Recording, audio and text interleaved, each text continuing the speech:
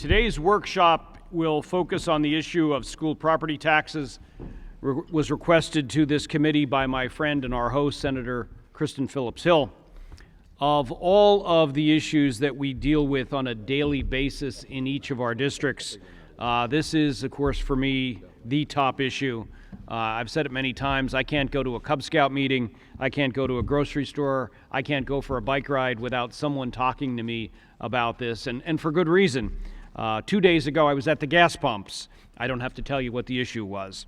According to Senator Ament's research, this unfair property tax has been controversial in Pennsylvania since the 1600s. Much more recently, the Senate vote on this issue on Senate Bill 76 to eliminate all school district property taxes came in at 24 to 24. Lieutenant Governor voted against us, and much to the dismay of 80 different taxpayer groups who had crafted the bill several years ago. Since that time, our task is simple, but also as difficult as any attempted in the Capitol in our lifetimes. Our goal is to enact a school district property tax elimination plan that can receive a majority vote, it's 102 votes, a majority vote in the Senate, that's 26 votes, and the all-important signature of the governor.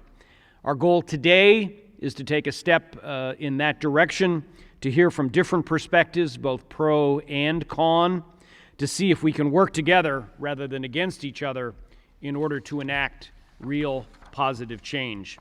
With that, I turn to our host, Senator Phillips-Hill. We literally would not be here without her. Kristen?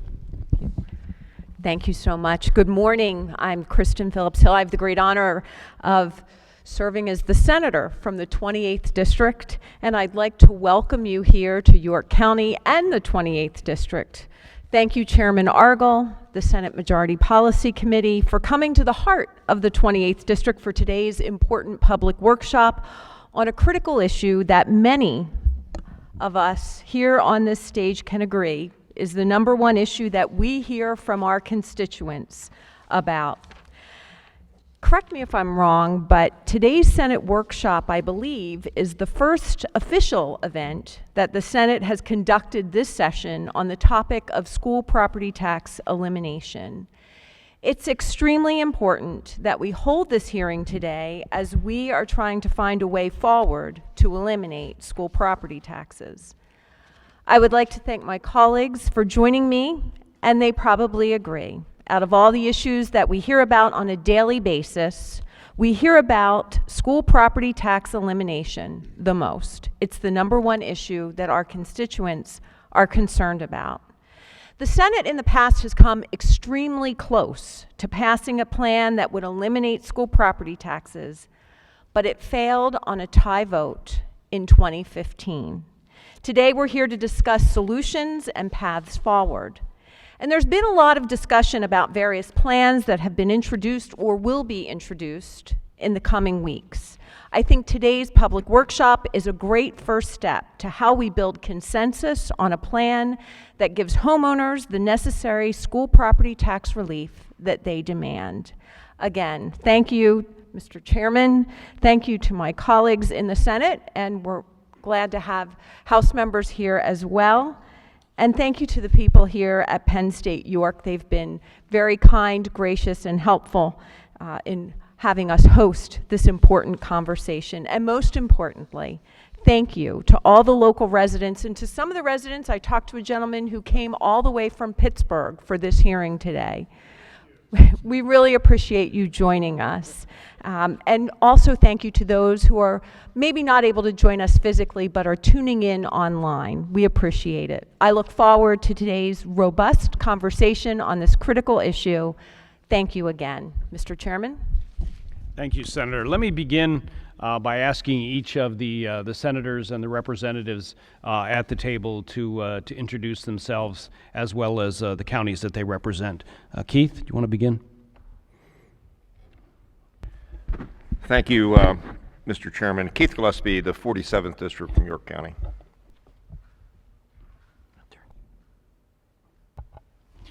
I'll get to the panels in a minute. Okay. Thank you very much. I'm Doug Mastriana, representing the 33rd District, which is most of Franklin, all of Adams, and the part of York around Hanover, and the part of Cumberland around Shippensburg. It's an honor to be here.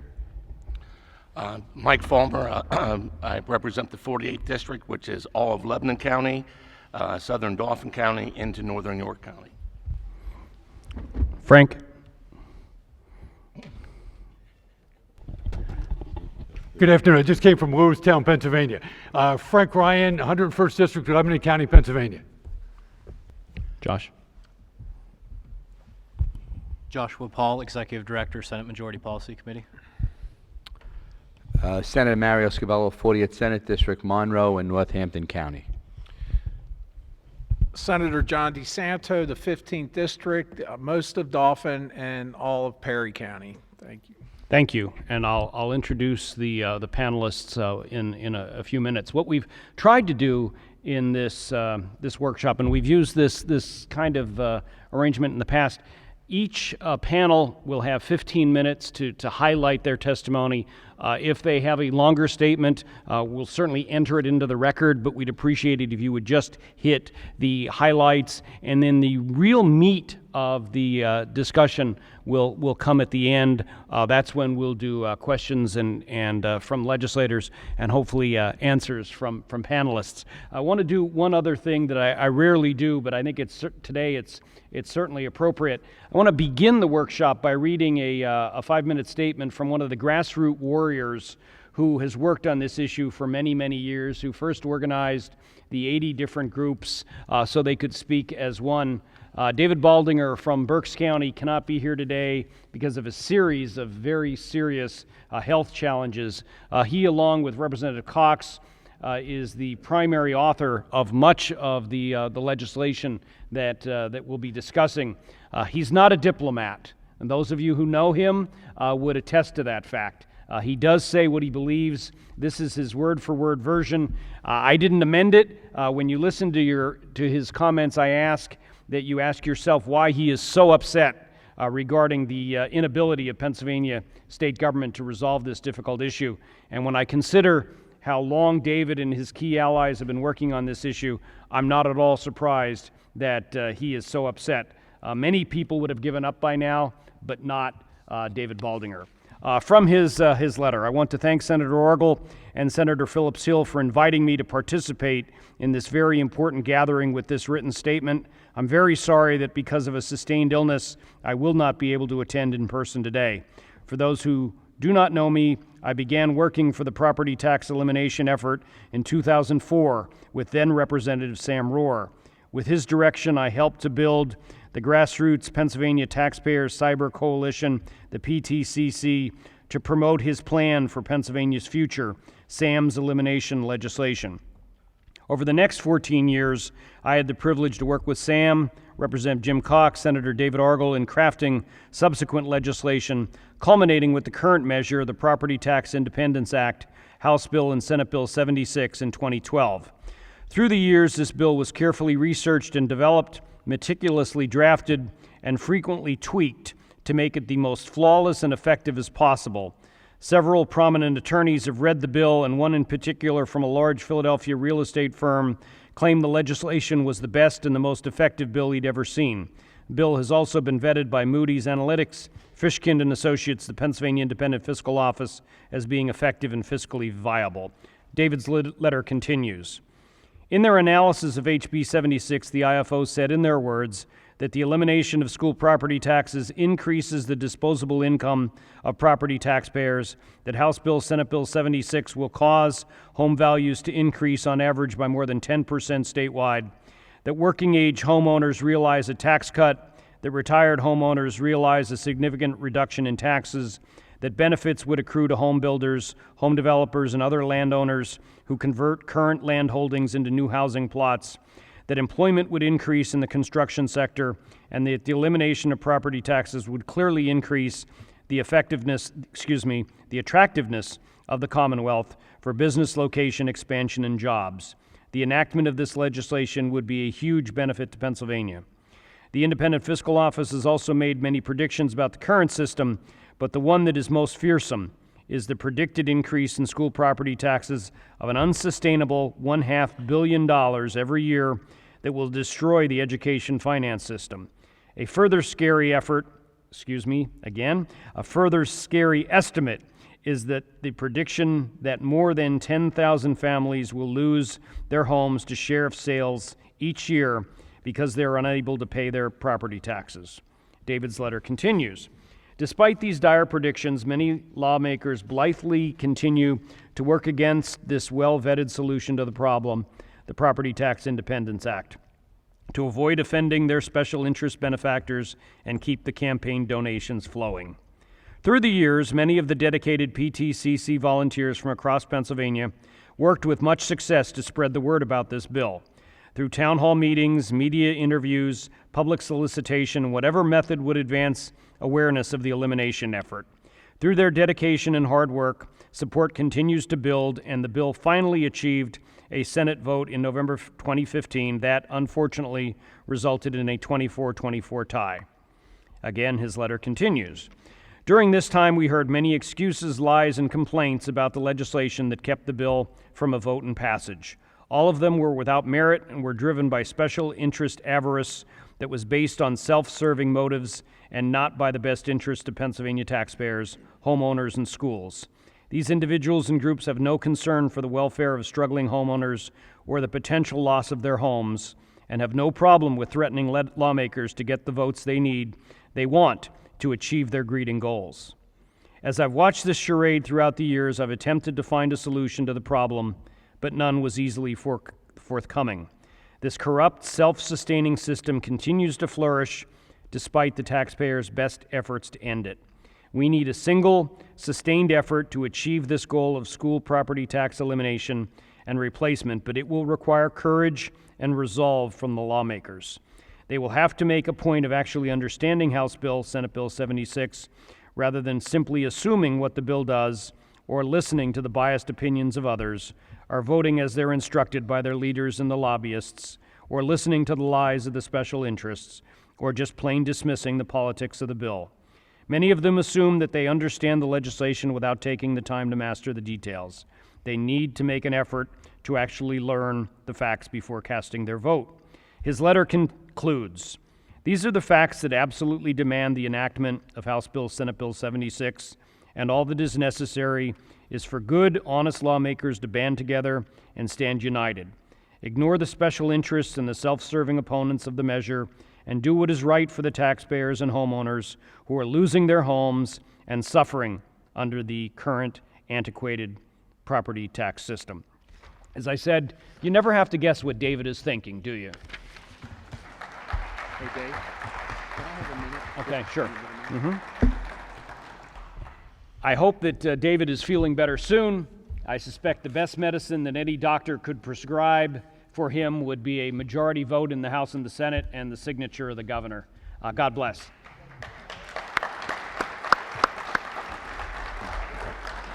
Another one of the original authors of this effort who has been working in the vineyard for many, many, many years, Senator Muriel Covello from the Poconos. Good afternoon, everyone. I just wanted to share 3 stories, and I think each one of them hits home. One, Maggie, I'm going to give her her first name. I told her I was going to talk about her. She's approaching 74 years old. She grew up in the house. She never married. And that was the only house she ever owned, with her parents, and then her parents passed, and she's in the house. She's losing her home within the next 3 or 4 months. And school taxes went from $400 to almost $6,000 in that house. Okay? She was in my office, and I'm trying to help her, but I have to tell you, it's not going to be easy. And of course, you find out at the last minute. You didn't know about it sooner, that you might have been able to help. Another lady by the name of Edna, she wrote me a letter it was 2010, about 9 years ago, and I think this really answers it. Her and her husband retired in 1984.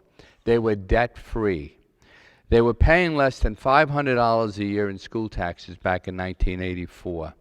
She lost her husband in 2005, 2004, and she took a $6,000 hit on her income tax. Her taxes are over $5,000 at the time, and she writes me a letter. At age 88, I'm making decisions between food, clothing, or paying my school taxes. She says, I'm guilty of living too long. And the last one, Carl, and I found out about Carl 2 weeks ago. And about 6 months ago, he was told they were going to foreclose on his house. So how does Carl solve this problem? He drives into his garage, shuts the garage door, and turns his car on. He's tried to kill himself. His next door neighbor saved his life. We can't have too many more of these meetings. We need to solve the problem. And if we don't do it for everybody, do seniors. We need to do something, Mr. Chairman. You know, Rome is burning and Nero's fiddling. And I believe this is something that we need to address and address this year. We'll do 76. I'll vote for any one of the plans. But if we can't get something to the finish line, we need to help the seniors. Thank you, Mr. Chairman. Thanks, Muriel.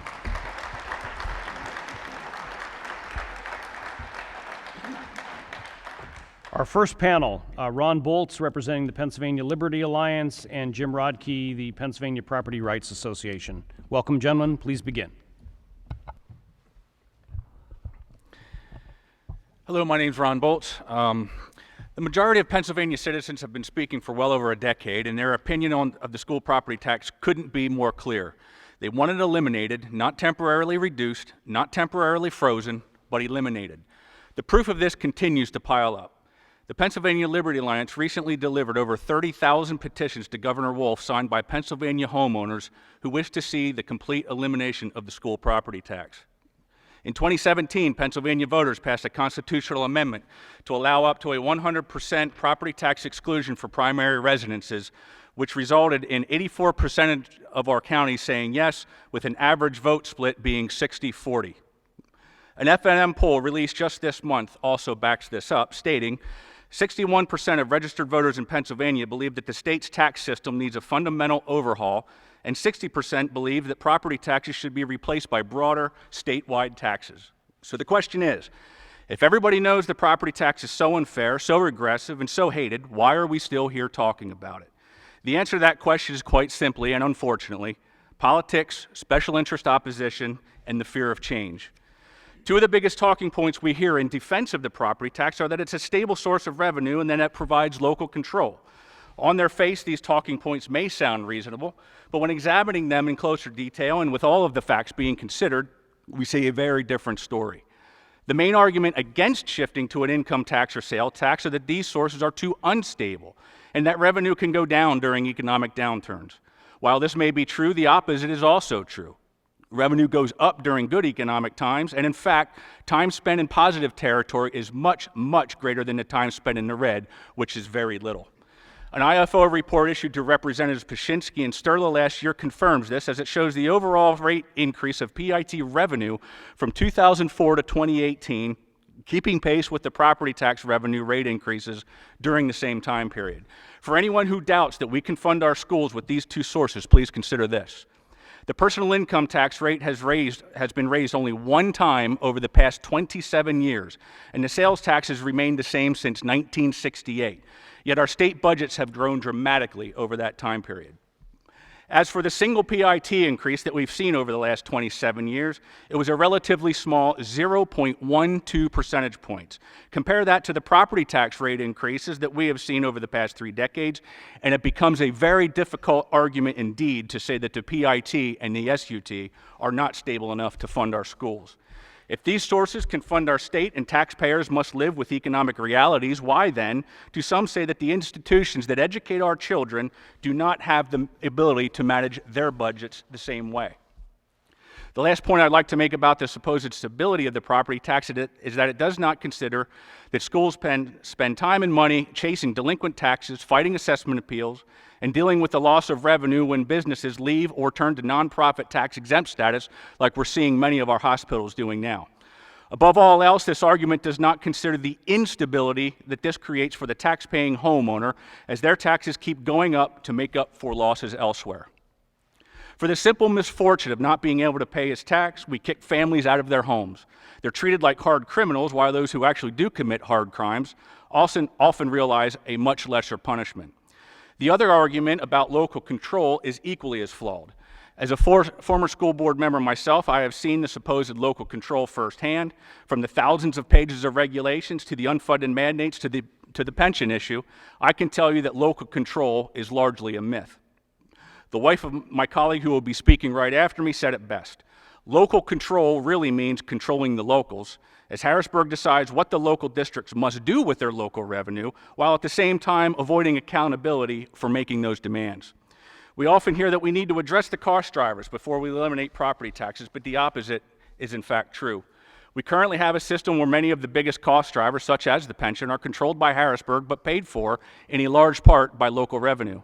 If we expect politically difficult changes to the cost drivers, while those who need to make these changes can continue to pass the buck to the local school boards and local taxpayers, we're going to be waiting a very long time. We're reaching a breaking point, and Pennsylvania taxpayers are becoming more and more frustrated. All of the so-called solutions that have been tried or offered up to this point have not and will not fix the problem. The promise of legalized gambling to fixing our property tax problems has failed miserably and has left Pennsylvanians even more skeptical of their state government. More frequent countywide reassessments are certainly not the answer, as they fix none of the inequities, none of the unfairness, and the cost drivers associated with the current system remain in place. In fact, many members of my organization have done studies around the state using real data in counties that did local countywide reassessments. We found that the assessments were just as inaccurate after the reassessment as they were before, and taxpayers had to pay millions of dollars to achieve essentially nothing. During these studies, we also looked at property tax payments as a percentage of mortgage payments. For example, in Upper Darby, we found that the lowest valued homes would have a property tax payment twice that of the mortgage payment. This is not unique to this area, but rather occurs in many other areas across the state, driving down home values and making home ownership more and more difficult. We also found the highest millage rates often occur where incomes are the lowest. No wonder why so many people are trapped into a lifetime of renting. Simply increasing the state share of public education funding is not the answer either. We often hear that the state contributes less as a percentage than other states, and some legislators point to increasing the state's share while not eliminating the property tax as the solution. It is not. Historically, the state has increased funding almost every year, but yet the property tax always continued to climb at a higher rate. The high rate of property tax increases is one reason why the state's share appears low by comparison, but according to 2016 census data, Pennsylvania is ranked 7th in overall per pupil spending. The bottom line is that total and permanent elimination is the only answer. Reassessments have not fixed the problem, reduction schemes have not and will not fix the problem, and none of the unfairness or inequities would be addressed with either of these ideas. Doing so-called targeted relief for only certain people will only shrink the tax base and put even more burden on our working families.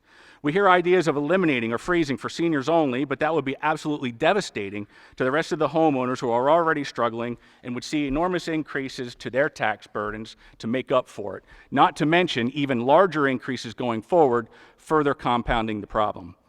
It's time to eliminate the property tax and treat all property taxpayers equitably and eventually all children equitably. The very reason we have such inequities in school funding is because of the property tax system. I sincerely hope that the school lobby groups who have been so reluctant to change finally realize that the inequities our schools face were created by the current property tax system. No new funding formulas and no adjustments to state revenue will ever fix this. When weighing out the pros and cons of eliminating the school property tax, it's abundantly clear that the pros far outweigh the cons. It's long past due for Harrisburg to catch up to where taxpayers have been on this issue literally for decades. We currently have several elimination plans to look at. All have their pluses and minuses, which we can and should discuss. But while we compare different ideas to each other, let's be sure we also compare each idea to the status quo, which is irreparably broken. I'd like to thank Senator Kristen Phillips-Hill for hosting this workshop in her district, and thank you to all the legislators who continue to push this rock up the hill. Thank you.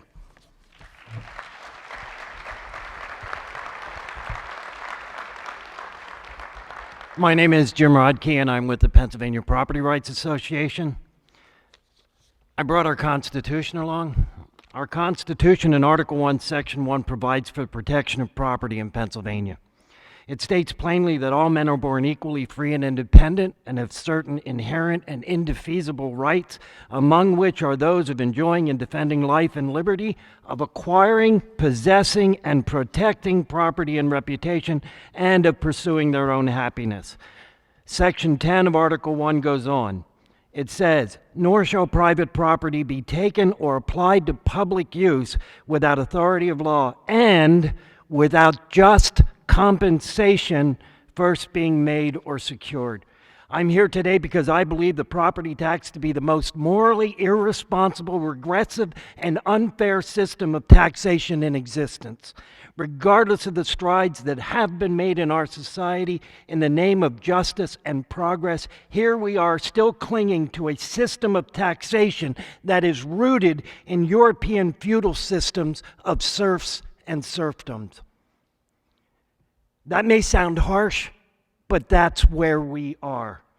It is a system where the actual property owner never really owns their home and is simply renting the right to stay in that home from a government who views that home only as a taxable commodity.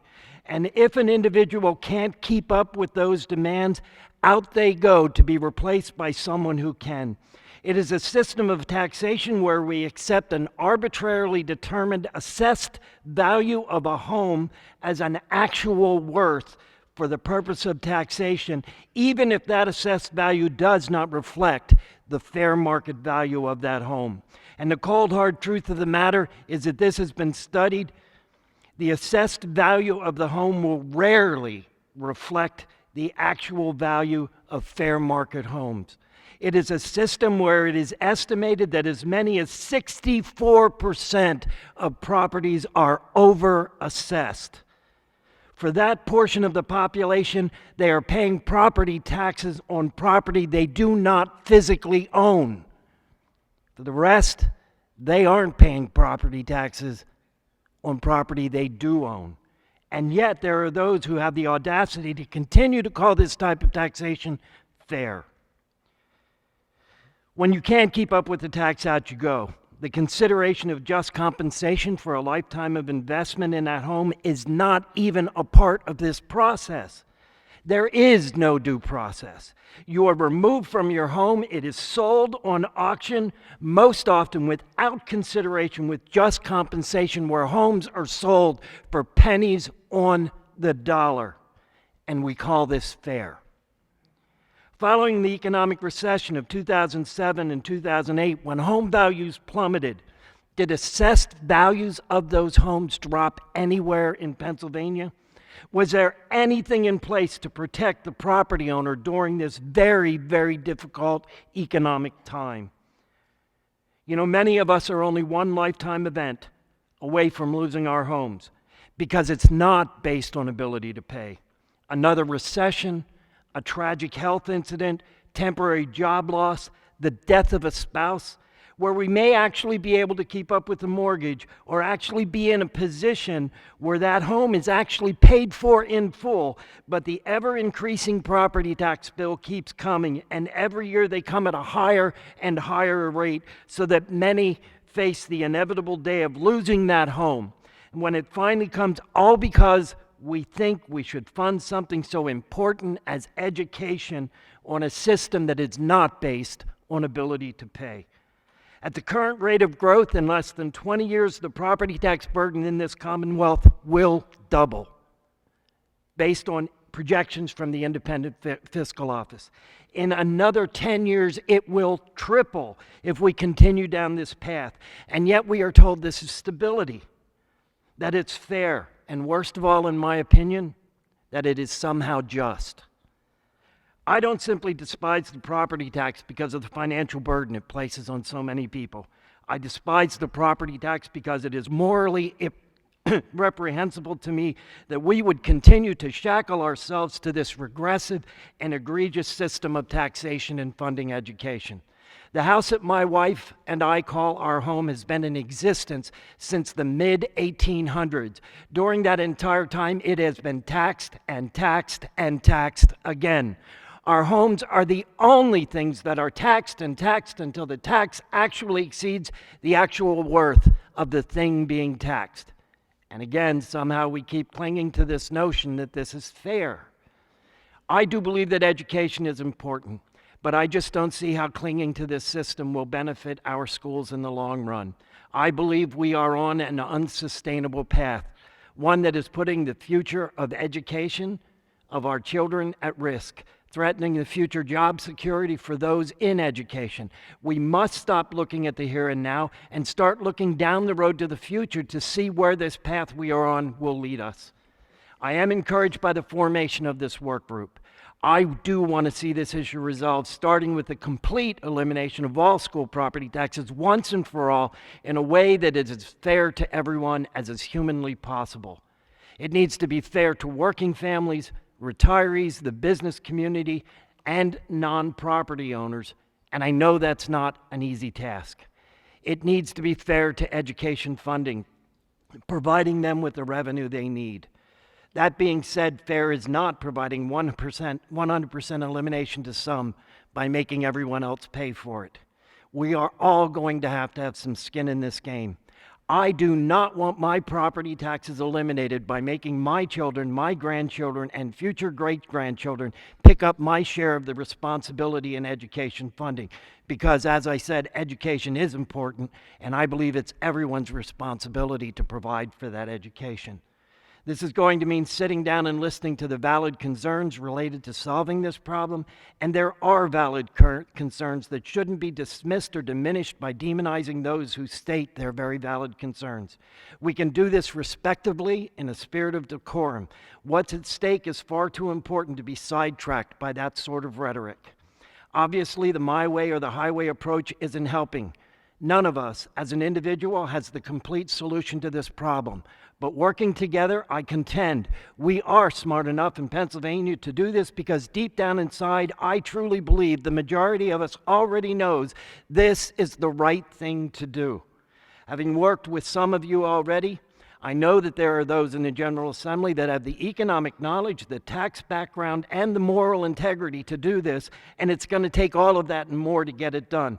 So let's have that discussion, let's get to the solution, and then let's finally make this happen for a better future for us, for our families, our communities, and for future generations.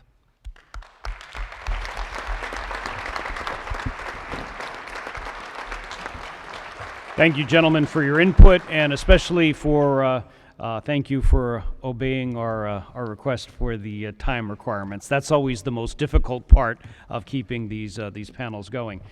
Representative Kiefer, thank you for joining us, and please identify your district. Good afternoon. I'm Representative Dawn Kiefer. I'm from the 92nd Legislative District, which is Northern York County and a portion of Cumberland County. Thanks, Dawn. All right, our second panel, Dr. Jay Burkhart, the Superintendent of the Southwestern School District, Dr. Scott Dicely, I hope I said that correctly, Superintendent at Red Lion, and Dr. Tim Strom from the Pennsylvania Association of School Business Officials. Please begin. Thank you. Good afternoon. I'm Scott Dicely, the Superintendent of Schools for the Red Lion Area School District, and I'm entering my 9th year in that position. I appreciate the opportunity today to share a few observations and some data regarding the current use of property tax as the vehicle for funding public education. Currently, Pennsylvania's public school districts operate under the mandated requirements of Act 1 of 2006 and amended in 2011. As school districts, our ability to generate revenue is limited to Act 1. Pennsylvania statute requires that all public school districts abide by the requirements of Act 1. So when considering how property tax affects property owners, one metric to consider is the district's market value personal income aid ratio. That is a measure of local wealth that has been used in the Commonwealth's education funding formula for decades. The measure, which is a combination of a market value aid ratio and a personal income aid ratio, has a scale of 0.15 to 1.0. And it reflects the general wealth of a school district based on the district's total market value and personal income per the weighted average daily membership in comparison to the state's total market value and personal income per student. For the Red Line Area School District, this ratio is growing, which means that our district is not growing in local wealth as compared to other districts across the Commonwealth. Red Line's aid ratio is currently at 0.5915, which means our relative wealth is less than the median district. Further, the state average market value grew 23.4% from 2011 until 2018, while the Red Line Area School District grew at 17.7% during that same period. That is 5.7% below the average. And the state personal income grew for the same period of time 30.5%, while our district saw a growth of 27.8%. Again, 2.7% below the average. Another way to look at the relative wealth of a school district is to look at the percentage of students who receive free and reduced lunch and breakfast. In the 2006-07 school year, 17% of our students received free and reduced lunches or meals. Today, that is slightly more than 42% of our students who receive free and reduced breakfast and lunch. So whatever formula, funding formula the Commonwealth adopts and imposes upon school districts must consider these metrics and be fairly and consistently applied. It's my hope that any changes to the funding formula for public schools meet the constitutional mandate of providing for the maintenance of a thorough and efficient system of education while still providing for real local control of school districts. I appreciate the opportunity to share my observations, and thank you for your consideration. Thank you. I'm Jay Burkhardt, Superintendent, Southwestern School District. Just a little description of our district. We are in the southwest corner of York County. We are around the borough of Hanover, and we border the state of Maryland. And some of the things that Dr. Dicely shared, I wanted to give you a further description of what takes place in our district. Our average property assessment in our homes is $149,500. That equates to approximately a $3,000 or slightly over a $3,000 tax bill for our community owners. The median income ranges in our townships, and we serve 3 of them. We serve Penn Township, West Manheim Township, and Manheim Township. The household incomes range from $79,800 to median of $64,600. When you consider the tax burden, the percentage of the household income for costs range from 3.75% of their income to 4.6%. And our aid ratio that Dr. Dicely described in his district is 0.5006, so we're slightly above the median. Slightly below. The average market growth, as he mentioned, across the state was 23.4. Ours is 10.62. I will note that our average value is not increasing, but our population is, as we have many construction permits on the docket to come into our community, many of those coming to us from the state of Maryland. Our free and reduced lunch has increased. Dr. Dicely shared his from 2007-8. Ours looked back to 2009 and 10. We've gone from 16% free and reduced lunch to 30%. The funding of our budget is heavily on the local taxes. 67% of our revenue comes from our local taxes, 32% comes from our state, and 1% comes from the federal government. We are comprised of approximately 82% residential and agricultural homes and farms, and then we have 18% commercial and industrial properties. We work closely with our Chamber of Commerce, and we're actively involved in seeking alternative funding issues for our district to, again, ease the burden on the taxpayer. And so with that, I'll turn it over to my colleague. Thank you, Jay. My name is Tim Strom, and I represent the Pennsylvania Association of School Business Officials, PASBO for short. And my background is in banking from the early 80s, participated in tax reform efforts at that point in time, and also have actually worked with Representative Rohrer and Gib Armstrong, Representative the Younger, as they worked through their issues years ago. So I'm pretty familiar with the processes. We do believe that the state's policy and ever-growing reliance on local property tax for school finance is too burdensome for many, many of our homeowners. To be clear, we believe that significant relief for the homeowner is needed, and that such relief policy must consider the implementation scope, the complexity, as well as the risk of collateral damage and outcomes that no one can foresee. Significant relief must be thoughtful, sustainable, and scalable. We do not believe total elimination to be a viable path as a big leap, nor is it sustainable as a dollar-for-dollar shift. To be frank, We believe it to be too costly for many in this room who need relief now. The larger the leap, the more everyone has to pay, which negates the net relief that we're seeking for many, many deserved people. Such policy fails to address the underlying issue of the significant mandate cost growth that we've heard earlier. Our recent constitutional amendment was approved by our citizens, and that amendment targeted homeowners. We believe we should stick with that plan as the priority. We do not believe that a launch of $30 billion monetary shift across this Commonwealth is sound policy. $15 billion moving in one direction, as in leaving, and $15 billion being collected in another system, part of which is not even built yet. It is highly likely that we will see very few total lower costs. Moreover, many of you in this room will pay more. You'll just pay it in smaller chunks. A shift of that magnitude will take at least 4 to 5 years to wash through the Commonwealth's many financial government, market systems, and there's no ready safety net for such a large leap of faith. Total elimination requires nearly $7 billion in funding from all of us to grant zero tax bills to the commercial, industrial, and business sectors.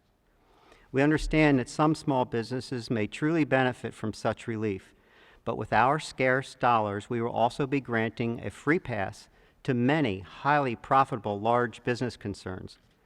I'm sure you know a few in your own district. That $7 billion is already paid by all of us in the form of overhead and their pricing for business services and products and the cost of doing business. The odds are they're not going to give that back. Relief for commercial properties is not the relief needed the most. It might be needed, but it's not needed the most. What is needed is relief to you, the homestead homeowners in the audience and across this state, and particularly those with not so high incomes who just cannot stretch things far enough. So at the same time, the state, as a critical component of any relief, must work to lift its shares of mandated costs, which are pounding away on our wide array of local tax bases. During the past decade, current state school finance policy has seen historical amounts, beyond anything in the past, of mandated cost growth sent downstream to the local tax base. At the same time, the state shares of support for special education, charter, infrastructure, and transportation have all fallen and continue to do so. Many districts see mandated cost growth offset their entire yearly state funding increase or property tax increase, leaving the remainder of all other line item costs to fall on that local base. Further, any property tax release which fails to address that state share decline and mandate cost growth, we believe will prove unsustainable in the long run, and you'll have to come back to the well, which is also why we oppose a dollar-for-dollar tax swap or tax shift policy. PASBO believes that significant, sustainable, and scalable relief to the Commonwealth's homestead homeowners is both needed, and we believe it's possible. Significant relief must be structured not to just provide that relief, but it must go beyond that and include the targeted funding. We'll call it buckets, funding buckets, if you will, to address age and income thresholds for deeper relief to those in need, to lift and sustain state shares of funding for mandated costs as the state assumes more responsibility to fund. We need to provide an entry point into property tax relief, significant relief, with a scalable, systemic approach. A targeted and scalable approach has a greater likelihood to actually be passed, and it can also utilize the current structures which are already in place to get the distribution of that relief out to the priorities that are set by our General Assembly. Mr. Chairman, I thank you for holding this committee, and Senator Christopher Phillips, thank you for inviting us. Thank you very much. Our third panel, Brendan Katherine representing the Apartment Gallery, Ray Landis from AARP Pennsylvania, and Kim Moyer, the York County Realtors.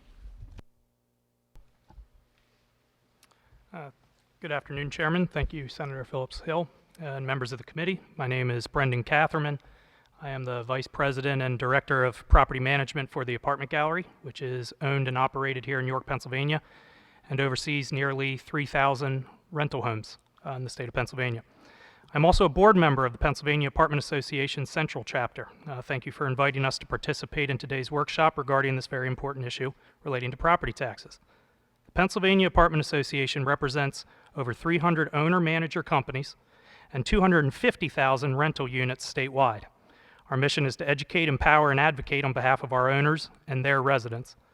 We offer a plethora of educational opportunities to our owners and their staff through the national affiliate, the National Apartment Association. We take pride in helping our owners and managers navigate federal, state, and local laws. As you can imagine, this is a daunting task. The multifamily housing industry is heavily regulated by building codes, resident safety, and occupancy laws. As it relates to Pennsylvania's property tax challenges, we believe that our industry is being unjustly targeted for spot assessments. We believe the spot assessment process should be broad and uniform.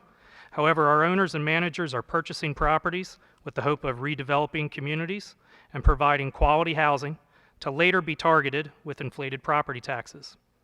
Ultimately, these taxes are passed on to our residents, Pennsylvanians, and contribute to the housing crisis and forcing us to increase our rental rates to compensate. In an effort to address this issue, the Pennsylvania Apartment Association supports and advocates on behalf of Senator Argle's bill to try and eliminate these predatory practices. We believe the Senate Bill 334 helps to level the playing field and does not discriminate by taxing one industry over another. As an association, we are reviewing other property tax proposals that have been offered and look forward to participating in a more comprehensive discussion with all interested parties. Again, thank you for the opportunity to speak on behalf of our owners and managers here in the state of Pennsylvania.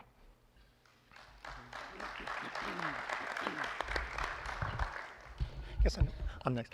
Hi, I'm Ray Landis, the advocacy manager for ARP Pennsylvania. Thank you, Senator Argle, and all the senators and representatives for being here today and for inviting us to talk about the property tax issue and the particular interest of our 1.8 million members in Pennsylvania who talk to us very frequently about this issue. I think I should start out by noting that of our 1.8 million members and surveys, about half of them are still working. So, you know, we've got our older population in Pennsylvania. Many are still working. Many are still working in order to address the property tax burden and the tax burden that they face right now. But one of the things I think that we have to keep in mind as we're looking at this issue and looking at the issue of property taxes and how to replace property taxes with other taxes is to do a reality check of the demographics of Pennsylvania and the significant demographic change that we're facing in the near future. Right now, about 18% of Pennsylvanians are over the age of 65. That number is going to dramatically increase, and by the year 2030, we're going to see about a quarter of our population over the age of 65. And when we look at the idea of eliminating property taxes, reducing property taxes, and replacing them with something else, I think we have to keep in mind that the population and the age of the population is going to be very different as we approach this task and this goal, and that it's going to be increasingly difficult year by year to look at only personal income taxes as a replacement for or sales taxes as a replacement for property taxes. And the idea of property taxes and shifting from property taxes to another form of taxation is going to produce winners and losers. There are going to be individuals in Pennsylvania who benefit by having a reduced tax burden, but if we're talking about a one-to-one replacement, there are going to be individuals that are going to pay more.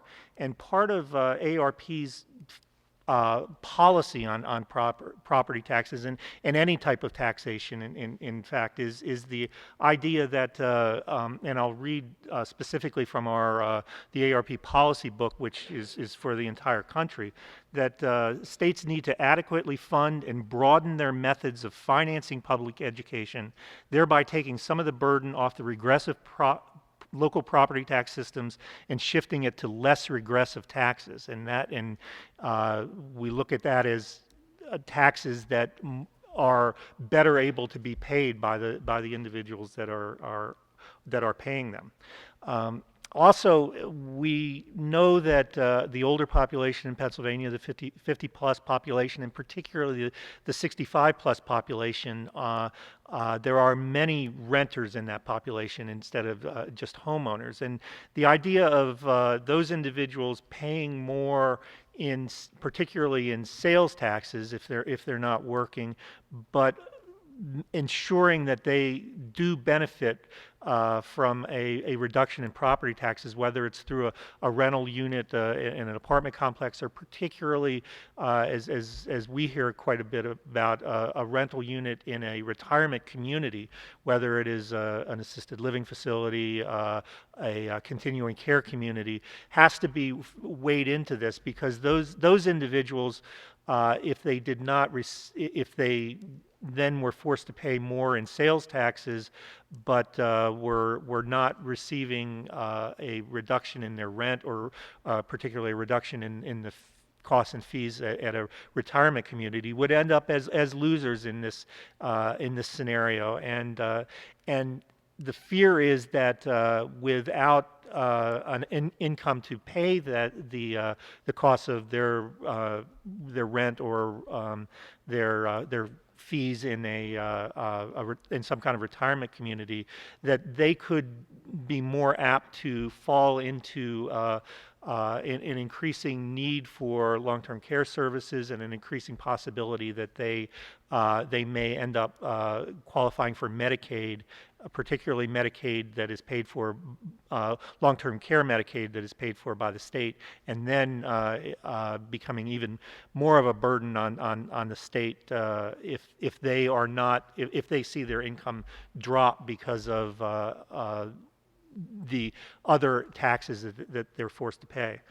And I think as we look at as ARP and ARP members look at the property tax burden on particularly seniors and older Pennsylvanians, the ability to pay, and Senator Covello's tragic example of the three individuals that he mentioned, those individuals certainly do not have the ability to keep up with their property taxes and to keep up with the increases that we've seen over particularly the last decade. And any solution that we look at has to start with those individuals, has to start with and whether they're older individuals or younger individuals who don't have the ability to pay these increasing property tax burdens, that they have to be at the forefront of what we look at in addressing this situation. One of and I'm very pleased to see Representative Ryan here, because I think he has a very innovative approach to the property tax issue that includes, for the first time, a discussion of the taxation of retirement income in Pennsylvania. And that's a big step, and I can't say at this point in time that it is a step that ARP either supports or opposes. We really have to look at the impact of such a step forward. But when you look at the realities of our demographic situation, it's hard to imagine that that some kind of approach that includes extending the burden of taxation to our entire population we're going to have to consider that, because we may just not have the demographic balance to turn all the replacement for property tax over to the working population. We're trying to encourage more jobs and more workers in Pennsylvania, and by leaving out individuals, particularly individuals with very high retirement income and allowing them to see an elimination of their property taxes without having some skin in the game in the replacement is a difficult thing to imagine. However, on the other side, we know that in areas of the state that may have lower property taxes, and individuals that are relying on retirement income and relying on pensions, particularly military pensions, other sorts of pensions, that they could end up as losers in this scenario by seeing a lower rate of property taxes replaced by a tax on their pension. Those are the kinds of things that I think we need to take a look at. And finally, I'll conclude by noting that I think it's a very telling thing that in Pennsylvania, we have not seen a sales tax increase since the 60s. We've only seen that one very small PIT increase, and yet we have seen year after year after year property tax increases in almost every school district across the state. And it is it has created losers and it has created winners in this situation. And our view at ARP is that we need a better balance, and we need to much more fairness in a system, so that those individuals who have suffered through these increases in property taxes can be made whole again. So thanks again for the opportunity to be here, and I look forward to a very robust discussion of this issue, not only today but moving forward. Good afternoon, and thank you for the opportunity to speak today on behalf of the Realtors Association of York and Adams County. My name is Kim Moyer. I'm the chairman of the Political Action Committee, or Political Affairs Committee. York County has one of the highest property tax burdens in the state of Pennsylvania. As a realtor in this community for almost 40 years, I have seen the devastating effects of unreasonably high property taxes. I've heard countless stories of seniors unable to afford living in their homes due to excessive property taxes, while younger families are unable to purchase homes because of the tax burden. I've seen out-of-town buyers come into town, want to build a new home, cancel their contracts because when they determined what the taxes were going to be, they backed out of it. Hurts our builders. Throughout the Commonwealth, rising school property taxes have made it difficult for homeowners on limited incomes to pay their taxes. By eliminating property taxes and replacing the funding with personal income and sales taxes, the burden of unreasonably high property taxes would be lifted from homeowners and fairly spread among those who consume and earn the most. Property taxes are holding back on the revitalization in our third-class cities. We all know the benefits of home ownership in the communities. In York County, the home ownership rate is 74%. In the city of York, the home ownership rate is 41%. York City School District has the highest millage rate in York County. The number one reason we hear as realtors why people do not want to purchase a home in the city of York, it's because of the taxes. And it's easy to see why when you look at these numbers. The median sold price of a home in York City is $64,900. Assuming that purchaser put 20% down, had a 30-year conventional loan, their mortgage payment monthly would be of principal and interest $270. Their monthly escrow on taxes would be more than their payment, $316 a month. So as a homeowner, they would be paying more for their monthly escrow and taxes than their mortgage payment. So to a logical consumer, these numbers just don't make sense.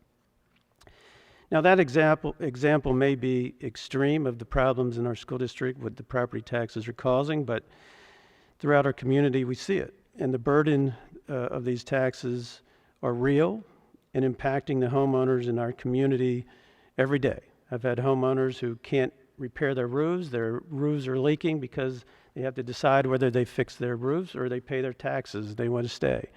And I'll say to these folks who I've known for many times, long time, used to be their newspaper boy, I would say, well, can't your family help you out a little bit? Well, I don't want to burden them. They don't want to, they worked hard all their lives and they just do not want, they're proud. They don't want to come out there and admit that they're struggling and they're hurting. And I think it's an epidemic that we really don't know the full scope of because they don't really come out of the woodwork and tell us. But I see it, and I feel really bad for these folks. When we get to The Pennsylvania Association of Realtors, they remain committed in finding a solution to achieve real property tax reform in the Commonwealth. The association is dedicated to protecting property rights and home ownership. The Pennsylvania Association of Realtors continues to be part of the discussion on real property tax reform efforts. They're committed to supporting valuable research and funding to advance this issue, as well as give a voice to the thousands of unrepresented homeowners throughout the state. We continue to work with legislators to achieve long overdue property tax reform. And as Kristen, you know, I've had conversations many times with you. I've been trying to deal with this for over 30 years, and I just sometimes feel like I want to give up, but that's not the right answer. We can't give up. I applaud everyone that's out here today. We have to keep continuing to fight, and I think with Kristen and all the other senators and representatives here today, we can make something happen, and thank you.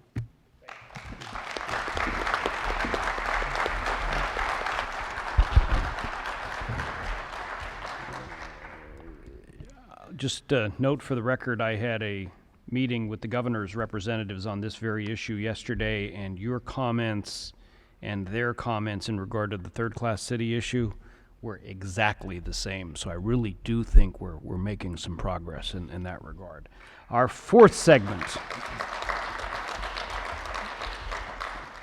And the governor and I don't agree on every single issue. You might be shocked to hear, but fourth segment, now I'm going to get myself in trouble, Kristen. Sam Danisco, representing the Pennsylvania Chamber of Business and Industry. We likewise don't agree with the governor on everything too, so we're in the same boat. But thank you, Chairman Argyle, Senator Hill, for hosting this. We really think it's important that the business community be part of this dialogue moving forward, and we certainly commend our working relationship with the entire dais here of legislators and their years, it's sometimes decades of work on this very important issue. A little bit about myself and my organization. I'm with the Pennsylvania Chamber of Business and Industry. We're the statewide Chamber of Commerce. I'm the Vice President of Government Affairs. So thank you for having me here today. With regard to who our constituency is, we represent businesses of all shapes and sizes in four corners of the state. We have about 10,000 members, and those businesses, size-wise, range from sole proprietors to companies that are on the Fortune lists that you see. So with regard to what we're hearing currently from our members, we talk to them all the time, as you can imagine. We've been doing this thing called an annual economic survey for about close to 3 decades. And what we hear from them typically year in and year out is healthcare costs are spiraling out of control. We want to cut government red tape, and taxes are out of control, and we need to reform taxes. And when I say we need to reform taxes, our code is very complicated. We have many layers of our tax code. So when I say taxes, I'm talking about income taxes, both at the state and corporate level, the state and federal level, both local and state level rates, sales taxes, local taxes, which include business privilege taxes, mercantile taxes, local income taxes, property taxes, payroll taxes, workers' compensation taxes, unemployment taxes. All these things businesses pay, and at the same time, they got to make a margin. They got to fit a business plan. They have to have competitive salaries, rates to hire an attractive workforce. And what I failed to state with this annual economic survey that we do, the number one issue at the top of mind for our job creators is workforce. Our companies are just not finding a modern, skilled workforce to meet their needs. So that is something that we are currently working on at the Chamber of Commerce. With regard to the state business tax structure, it is a top of mind issue for our companies. You know, when we talk to them, when companies are looking to site in Pennsylvania, they're looking at our tax code. They're saying what's your rate, what's your local tax burden, and what's your sales tax burden compared to your neighboring states, other states where they may want to site. What do your energy markets look like, and things of that nature. We tend to look at at approaches to, I'll call it tax reform, from a comprehensive standpoint. We look at principles of fairness, uniformity, simplicity, and equity, with the stated goal of making Pennsylvania competitive. If you look at our code, our corporate rate, The rate that our C corporations pay, typically they're the companies that hire the most people. They're the companies that generate the most economic activity from the standpoint of sites. We have the second or third, depending on how you look at it, rate in the country. That's a bad thing. When you look at sales tax, businesses pay nearly 50-ish% of the state sales tax. And when you look at local income tax, personal income taxes, which businesses of the, I want to say smaller size, but your pass-through companies, your LLPs, your LLCs, your S corporations pay 3.07, which is in Pennsylvania comparatively very low, and it's flat, meaning there's really no exemptions that the State Department of Revenue takes. It's a low rate, and it's flat, and it's very, very, very competitive. When we do talk to our companies, property taxes comparatively are competitive compared to other states. Now, again, remember our constituency are businesses. So if you go to Jersey, New York, sometimes Maryland, and Ohio, they typically would pay higher in property taxes. But again, when we talk to our members, they're looking at the tax code from a comprehensive standpoint. So that's very important. I know we want to get to the actual workshop part of this and have a discussion. A lot of really great things have been said, impassioned statements and stories, which we do appreciate, and a lot of smart things that have been said by the other panelists, which we certainly can talk about. But I would hope that the conversation definitely will hopefully focus on the solutions that have been put forth in the legislation. Some are concerning to us. So there's we've been talking about personal income tax and what that looks like. So you're talking this low, flat, very competitive rate. Some proposals, and I'm not bemoaning these at all, but you're talking over a 60+% increase in that rate. To a small business owner, that could be the death knell. When you talk about looking at our state sales tax, our sales tax rate at 6% is quite competitive. In the urban jurisdictions of Philadelphia and Pittsburgh, they're a little higher, but at 6% for the most part, it's quite competitive.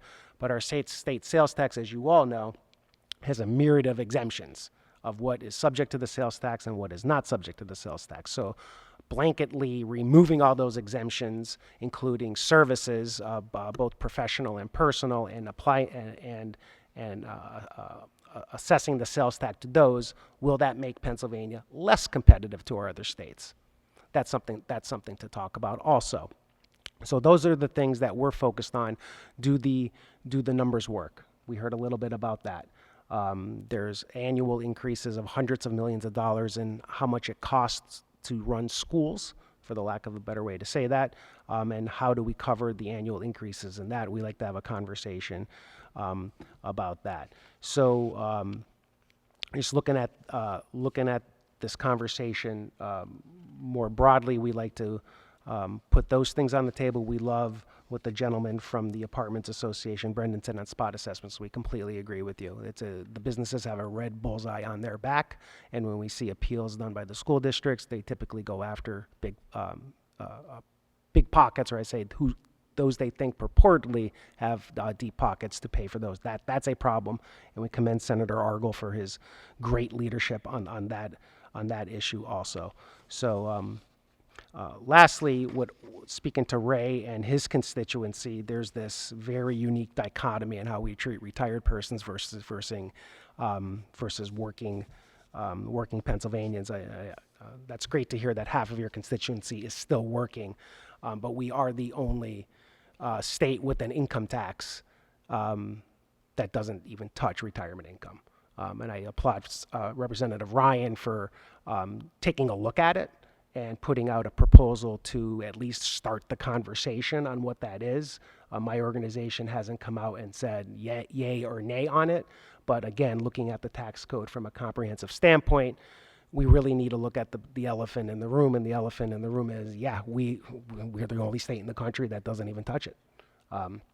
Do we do something about that? I think these workshops are a great I don't want to say starting point, because we've been working on this for quite some time, but something that needs to be put into the dialogue. So with that, I'll stop there. And again, thank you, Mr. Chairman, for having me here today.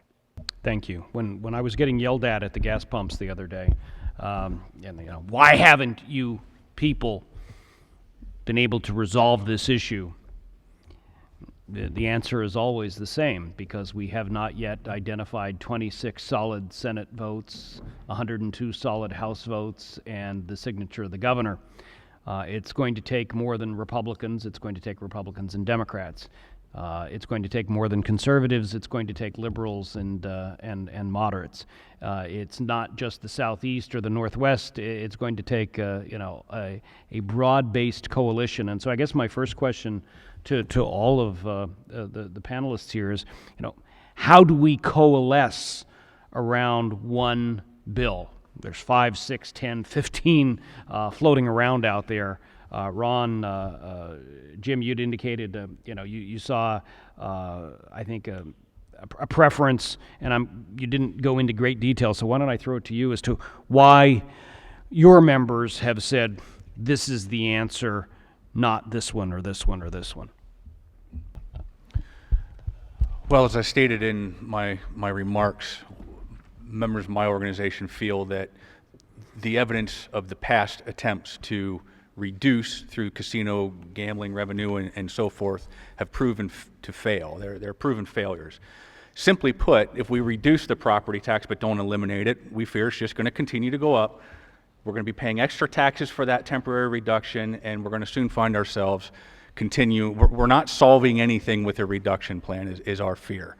And in fact, may even be making things quite worse. The targeted relief that I keep hearing about, anytime we shrink the tax base and we put more burden on our working families, I think this is counterproductive. Many working families, not just seniors that have a problem with this issue. Working families struggle as well. They get kicked out of their homes as well too.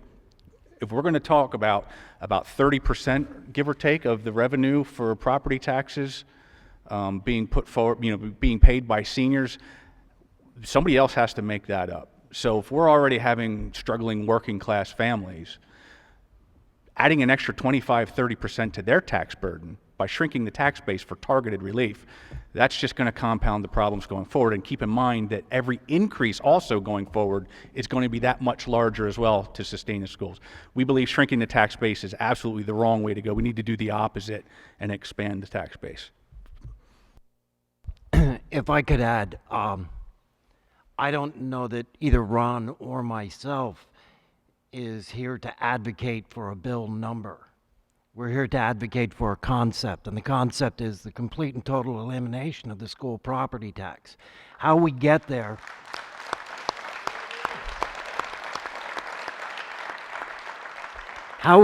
is going to be important. It's going to be very important, but we have to have the discussions to get there. And I agree with very much of what's been said here. There are valid concerns all the way around.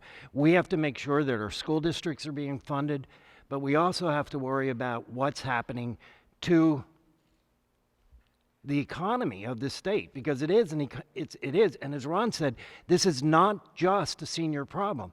And it breaks my heart. I have been around this state looking with the town halls, talking to people, and the number of people that I've met through this, but it isn't just seniors. And it's devastating. My own neighbor, person who lives beside me, was 30 years old, found himself in a place during the recession where he could not keep up with the property taxes, went into bankruptcy, and eventually wound up in the middle of the night just walking away from his house because it was more economically feasible for him and his family. He was 30 years old when he did this. This is a problem that is impacting. I live in a third-class city, and I can drive through my town and I see the boarded-up windows. I see the overcrowding in apartments because it does impact rent. The problem with the property tax is it's not just the property tax. The property tax increases the cost of every good and every services. We tax the land of the farmer who grows the wheat. We tax the the bakeries that bake the wheat and turn it into bread. We tax the shipping companies that ship the wheat, and then we tax the retailers that sell the wheat, and then we say, why does bread cost so much money? It's in everything that we do. We're taxing the buildings, the legal services. The building isn't making any money. We have more than enough empty buildings in this state to prove that that's not generating property tax revenue. What's generating property tax revenue is the business model of the people inside that and the people who live in these homes. And we got to stop looking at this as a building. And we have to start looking, this is people that we're affecting. We have an out-migration problem in this state. The majority of that out-migration is working class. What are we going to do? We're shifting this. Every working family that leaves this state looking for a friendlier tax environment is taking PIT or any income revenue from the state, and they're spending their sales tax money in another state, not here. And if we don't respect the business community, I mean, how do we attract businesses in this state unless we propose tax incentives, KOZs, LERTAs, all of these things that we put in place because we already know the property tax is a problem. We know it. We've been looking at this and putting Band-Aids on this for a long time, far too long. And it's time just to say the Band-Aids are done. Let's put on the tourniquet and let's amputate the beast. It's long past time for us to do this. This is an extremely immoral system of taxation that is the most regressive system of taxation. So yes, I am in support of a concept. I've worked with Representative Ryan on this new bill. I've advocated for 76. I want a solution. That's what I want. And I'm willing to sit down and talk to anybody because I honestly do believe we have valid concerns all the way around. Let's get down and let's stop this pro and con. Property taxes are horrendous. And we should have long ago moved away from this form of taxation. It is extremely regressive, extremely unfair, and I do firmly believe that we're smart enough in Pennsylvania to figure out a solution to this problem, that we can sit down together in the same room, recognize the problems of both sides on this argument to come to a solution that works for all of Pennsylvania. That being said, I support complete elimination. That's all I support. Mr. Chairman, can I ask something real quick? I'll be brief.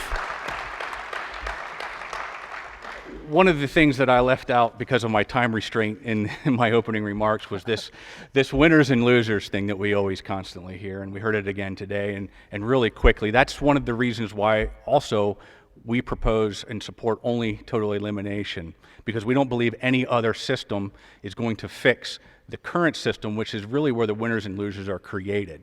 We don't view property tax elimination as creating new winners and losers, even though we constantly hear it.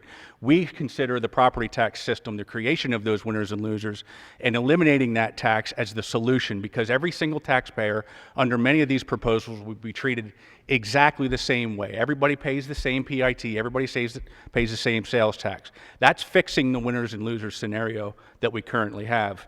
And to address the some people will pay more, I have an IFO report here actually issued to Representative Ryan that proves unquestionably that there will be more quote-unquote winners than losers financially, but I'd like to actually use Mr. Burkhart's own examples of his residents in his district paying 3.75 to 4.6% of their income towards their school property taxes. And in Mr. Covello's neighborhood, we were up and doing a town hall up there, we had a single mother who was paying 14% of her income just towards her school property taxes. 3.75 to 4.6% of income is a lot more than most of the proposals that, well, pretty much than all of the proposals that we've been hearing about today. So there will be by far more quote-unquote financial winners, at least we're talking about homeowners here, than there would be losers. We don't believe any other system would result in such good numbers that way. And again, we do have, this isn't just my opinion, we do have actual solid numbers from the fiscal office to back up what I'm saying. Thank you. Senator Kristen Phillips-Hill. I really would like to thank all of the panelists who've been here today. This has been probably one of the most cordial, productive conversations that we have had on property taxes in my short but eventful tenure in the legislature. So I really want to thank you all for this incredibly civil conversation, which I'm finding to be exceedingly helpful as we try to tackle this issue and recognize that it's been a long time coming. But I believe it was Mr. Rodkey, as my mother always said, if you keep everlastingly at it, you will have success. So many questions, and I know that there are probably so many other people with questions. One of the things that has been talked about by several of the panelists has to do with rentals and apartments. There's a lot of myths with regard to renters. I often hear renters don't pay property taxes, right? And we know that's not true because landlords pass on all their costs, their insurance costs, their tax costs into that rent that they pass on to their consumers, the people who rent from them. So I also hear from renters who are concerned about this plan and what it would mean for them. Mr. Katherine, in your professional opinion, and perhaps Mr. Moyer would like to comment on this as well with his expertise in real estate, what impact would school property taxes have on renters? Do you foresee reductions in rentals? Do you think things will stay the same for those in the rental community? Thank you very much for the question. I'm not going to claim to have the years of experience that Mr. Moyer does, but I'll give this a shot. I fully anticipated that the audience may not be filled with renters today. As my as my comments illustrated, renters do pay these taxes already. I know it is not as direct as it may be for homeowners, but if taxes are eliminated, utility expenses are eliminated, maintenance costs are eliminated, we would be fools not to have our prices remain competitive and try to lower prices for individual tenants. I made a point in my comments that, I'll just choose for example, we have a community in Manchester, Pennsylvania. The individuals who are living there are not directly writing a check for their taxes. I don't want to be ignorant and claim that they are, but indirectly they are paying property taxes. Thank you. Mr. Moyer, do you want to add anything? I'll add a little bit to that.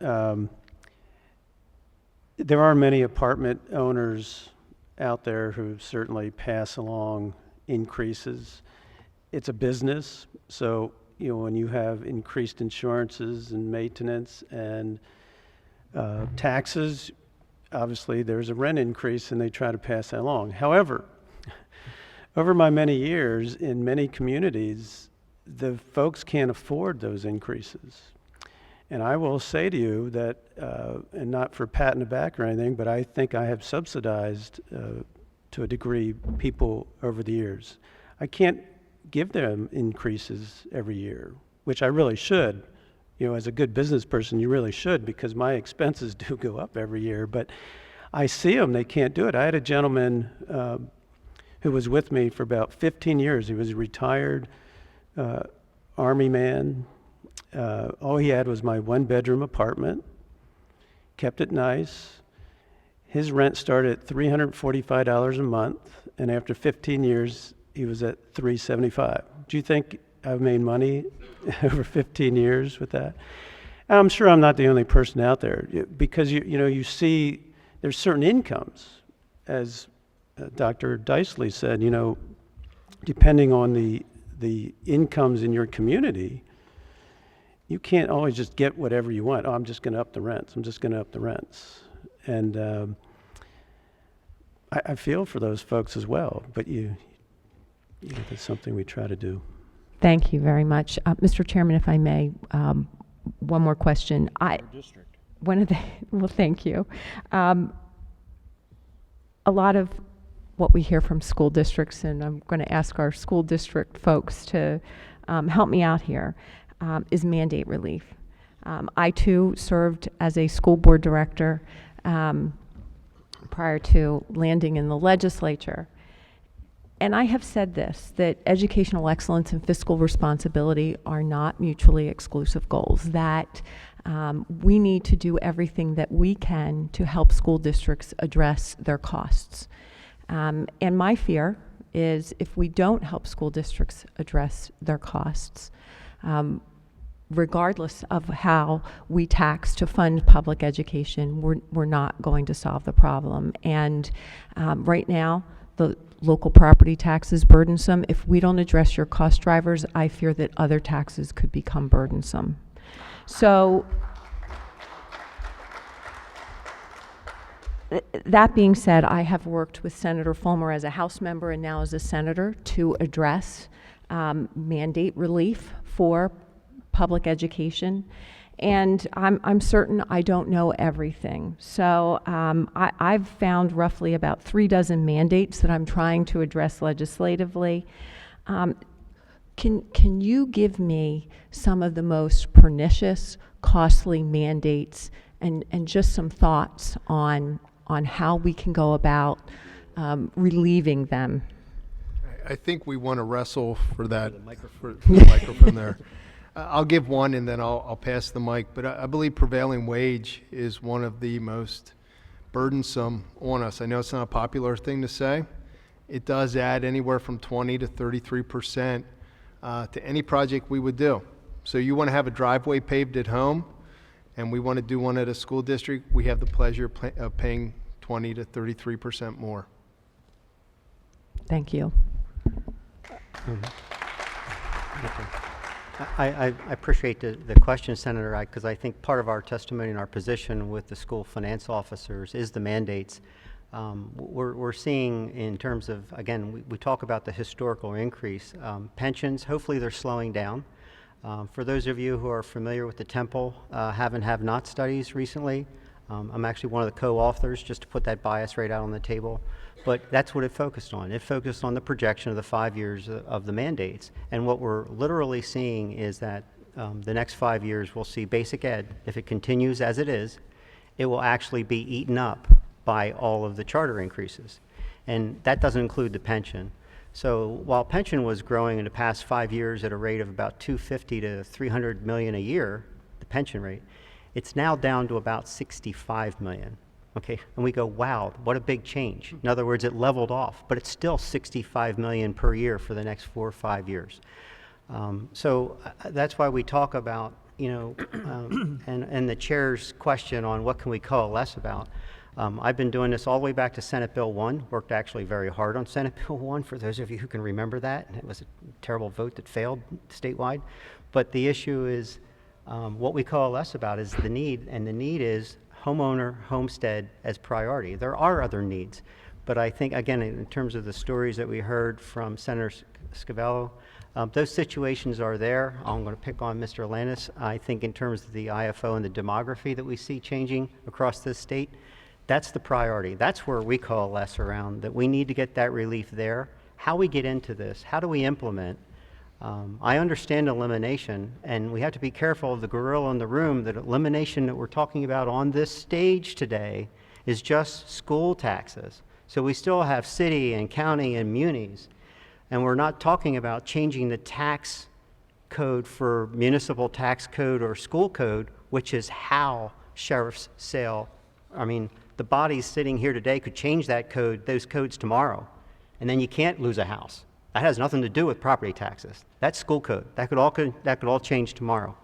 But the point being is, if we're going to launch into significant, meaningful relief, in my opinion, that's what I hear from all the bodies. And again, Representative Ryan, he brought his hat. I don't know whether that's to protect him or not, but to launch the discussion about taxing retiree income, because full-blown relief, while it really helps those in need, it also rewards some really, really high McMansion houses that are owned by people with very, very, very high income.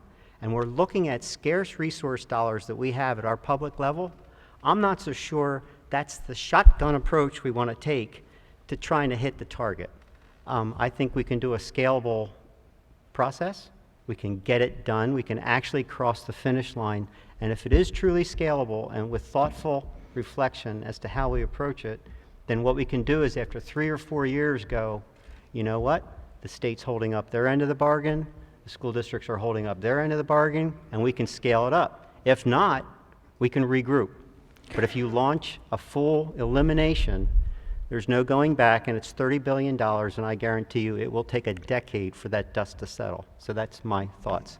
Dr. Strom, Yeah. I appreciate that thought, but would really like to have your input on those mandates that are the cost drivers for public education. Well, I said So that. Okay. perhaps Did I miss you could get back to the committee with some of the thoughts on that Well, the man- topic. Our proposal, PASBO's own proposal for the mandates is simply the state used to pay about 20% of charter costs. We believe we should be going back to trying to lift that share. Special ed share across the state has fallen from about 31% in the last 7 or 8 years down to below 20 in terms of actual special ed. The governor's move to put more money in that was a big help, but it still won't create that share from losing. So those kind of pension, there's no reason why the state couldn't do a buy down of the pension rate. Instead of going from 34 to 36 over the next couple years, why don't we move to 30 and the state raises its share? Those are things that are going directly to the bottom line of the local tax share. So if charter grew $178 million last year. Last year, 2018, basic ed was $85 million. So if we're not, and all that goes to the local tax base because there's $0 going to the charter tuition. So if all that's going to the local tax base, again, that's why we say a dollar for dollar won't even address those issues. Those issues will still continue. So then we have to kind of find a way to pound down with buckets, with additional funding, because when you're going to do a state swap for local, which is what this is, that's kind of the academic term, if you're going to do that shift, then what you have, now the state's going to have a higher responsibility to fund. They're taking over a larger share. They're putting more of their dollars in. We're raising their share from 32% up to 40 or up to 50. So then that means in terms of those additional mandate costs for special ed, for charter, for pension, is the state going to lift its share, which then entirely takes the need to come back and revisit property tax off the table. That's what I'm saying. Thank you. And speaking to that, the reason I apologize for going through my phone, but that question is timely because we received an alert today that the United States House of Representatives has a bill out, 1878, to fully fund IDEA from 1975 when it was to be fully funded at 40%. It's never exceeded 18%, and it hovers around 14%. So IDEA deals with special education, and that literally equates to millions of dollars in local tax dollars that are going in. That is not to say the law is not valued. It is. It's an excellent law, but the funding of it often falls on, the federal mandates are being passed down to the local communities. And I think that we would see almost immediate relief for our taxpayers. And additionally, not one mandate that's necessarily put on us by any government, but by our own school districts and communities, and rightfully so, is the increased cost of school security. It is turning into hundreds of thousands of dollars to keep our children safe. And I don't say that we shouldn't do that. Of course we should. But that is an unfunded, unmandated task that we take with great seriousness because our children are our most important asset, and we work very hard to keep them safe, and that's led to increased presence with police and security. And, to get into our schools, you now have to check in and make sure that your background is clear. So those are the types of things that, while valuable, are causing our costs to go up in addition to what my two colleagues have stated. Thank you very much. Senator DeSanto. If we could just return to the rental aspect for a moment, I think that I come down on total elimination of property taxes. And when you talk about a rental rebate to the renter, if you live in the Chesapeake Bay drainage basin, we've spent billions of dollars on sewer plant upgrades and MS4 permits and all those things that everybody in the audience is probably familiar with your sewer bill and the stormwater fee that are being levied by townships. It's going to be difficult for apartment owners to recognize a rental reduction in this area because of those additional costs, as opposed to the people that aren't in the Chesapeake Bay drainage basin that don't have to contend with these problems. My point being is that the market is going to answer all these questions for us. Sophisticated business people will reduce rents if they can increase occupancy quickly, because more occupied units is financially more beneficial than worrying about a de minimis percentage of property tax. And I also, to the gentleman's comments here, everybody around this table has a boogeyman in the room why this can't be done. And it becomes a hysterical conversation.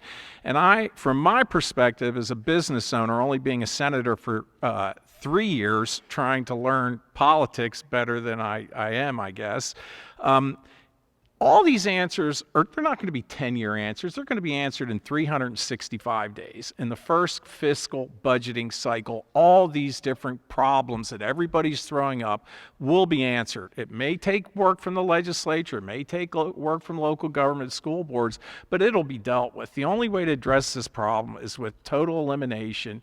Do it and move on. Thank you.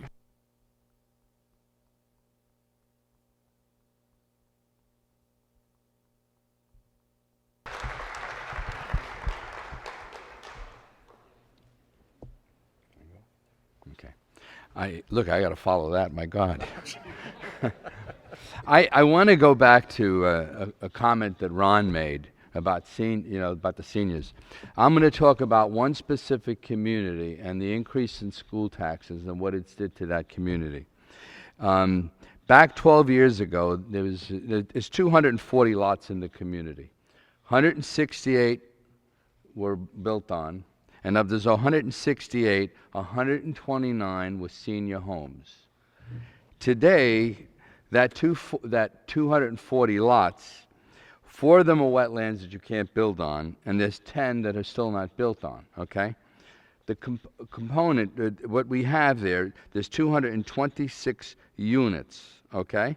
Of those 226 units, 35 are seniors, and they're moving out one at a time because they can't afford the taxes. In this particular community, the average household is 2.5 students. So 322 just using that 168, forget about the difference, the new ones. And in that particular school district, the cost of educating a child is over $20,000 a student. You were in that school district. It's about $22,000 today because of their debt service. They were consistently building buildings. They went from 3,000 students in 1990 to a high of 12,000 in 2003. But that's a $6 million cost to the school district, because those houses were not paying any cost to the school district, but because the seniors were living in it. And I will tell you right now, I will vote for property tax elimination right up at the very top, but vote for anything else, because I can't wait any longer. We have too many people losing their homes, and so get 76 out. Let's vote for 76. I'll be the first one to fight for it and vote for it.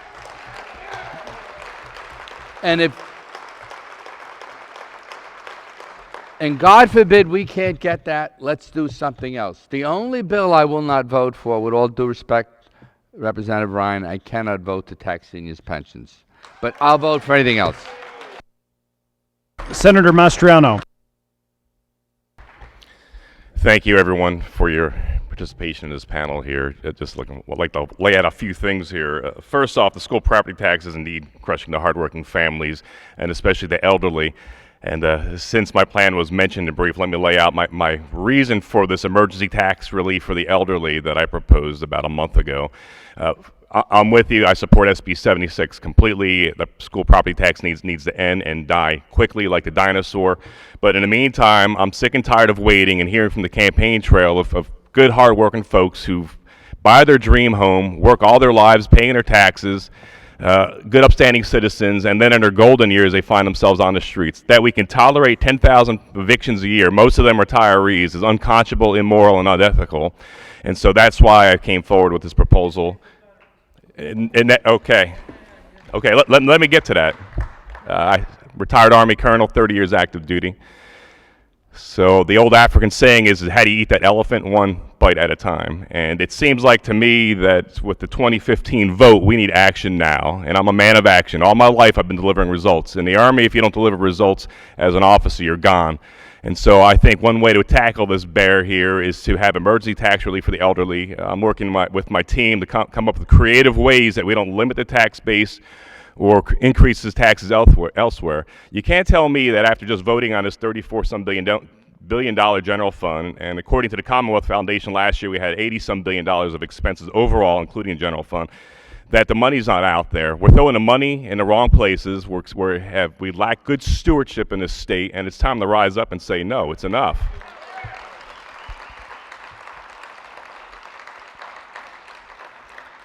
Now, I value education. I'm a public education guy. That's where I got my high school degree, and of course I've worked my way up through PhD, so I'd like to address this, and this is not meant to be combative, so forgive the passion. And I understand, Jay, that Southwestern School District is one of the more responsible ones in the state, so I'm going to be speaking figures here that are generically statewide. It bothers me as the junior senator that as I look for statistics and numbers on our spending and how much money and regulations are going out there, it depends on your source. So I'm going to use a national source that doesn't have a vested interest. So this is a national education report that I'm coming off of, and I'd rather not debate whether it's accurate or not. Let's just assume it's accurate and go from there. This is a 2018 NEA report. According to the National Education Association in 2018, Pennsylvania is the 12th most expensive public education in the nation, so 12th, and that's average statewide. Now, Southwestern is an exception to this year, fairly low compared to the state average, but $17,000 per student. That's a university-level education with room and board. And are we getting the results that we're paying for? No, we're 28th in the nation, so something's gone awry here. According to the NEA, they say only about 30% of that money trickles down directly to students. And they put their finger on burgeoning administrative and overhead costs, as well as unfunded regulations and all the issues you have to deal with from day to day. And I'm taking a look at the figures here, and it looks like we're spending $500 million a year just to pay principals of schools off the top. That's a lot of money. $110,000 a year is a lot more than I made as a colonel in the United States Army with a PhD and master's degree. So something has gone wrong here. I wonder if we should take a hard look at the average salary in some of the school districts here in my area that I represent is around $60-some thousand a year. That's 10 grand higher than the average salary there. So there's not a problem with salaries. I think there's a problem here with bureaucracies being too big, the admin being too large. And one school I visited in a district, they have multiple lunch lines. Okay, so we have the free lunch program. You mentioned went from 16 to 30-some%. That's an unfunded mandate that shouldn't be shoved down our throats. One school I visited had multiple lunch lines, a pizza line, a salad line, a regular line, and a coffee bar. And I'm like, come on now. I'm looking to the schools here to see where you can tighten the belt a little bit here. Can you help me out?